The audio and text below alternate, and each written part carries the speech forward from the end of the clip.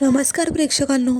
लग्नानंतर होईलच प्रेम ह्या मालिकेच्या पुढील जबरदस्त ट्विस्टमध्ये आपण पाहणार आहोत की आता देशमुखांच्या घरात नंदिनीचे आईबाबा पण आलेले आहेत. हे सगळेजण एकत्र बसून ह्या चौघांच्याही लग्नाबद्दल बोलत असतात. त्याच वेळेला रम्या तिथे येते आणि म्हणते की लग्न? कोणाचं लग्न? पार्थ म्हणतो की आलीस दुधात मिठाचा खडा टाकायला, तुला आमचं कोणाचं चांगलं बघवत नाही. पण रम्या म्हणते की नाही, असं काहीच नाही, पण तुम्ही लग्नाबद्दल बोलताय म्हणून विचारते. काव्य आता उभी राहते आणि म्हणते की रम्या, तुला सांगूनच टाकते की आम्ही चौघे आता पुन्हा एकदा नव्याने लग्न करत आहोत. म्हणजे आमचं जे बळजबरीचं अविश्वासाचं नातं होतं त्यात डिवोर्स घेऊन आम्ही पुन्हा एकदा लग्न करत आहोत. हीच गोष्ट ऐकून रम्याला धक्का बसतो. पण तिने ठरवले की आता यांना काहीच दाखवायचं नाही की मला किती त्रास होतोय.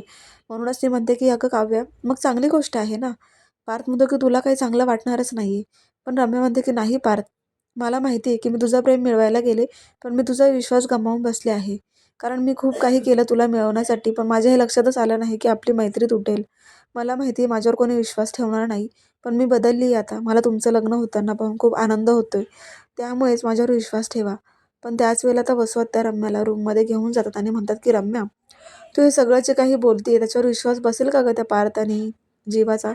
तर रम्या म्हणते की विश्वास बसणारच नाही, कारण ते इतके काही वेडे नाही आहेत. मी जे काही बोलली आहे ते मनापासून बोललीच नाही आहे.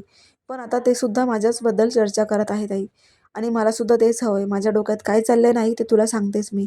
त्यामुळे रम्याचा वेगळाच प्लॅन चालू आहे.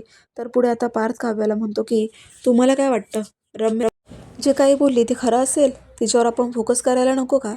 त्यावेळेला जीवा येतो, नंदिनी पण येते, आणि ह्या दोघांचं बोलणं ऐकून ते दोघं म्हणतात की आम्हाला तर खरं वाटतच नाही आहे रम्याचं.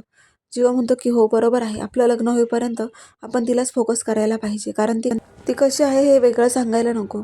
त्यामुळे आता हे चौघंही अलर्ट झालेले आहेत. त्यांना लग्न करायचे, पण रम्या आड येते की काय ही भीती पण आहे. पाहायला विसरू नका, लग्नानंतर होईलच प्रेम.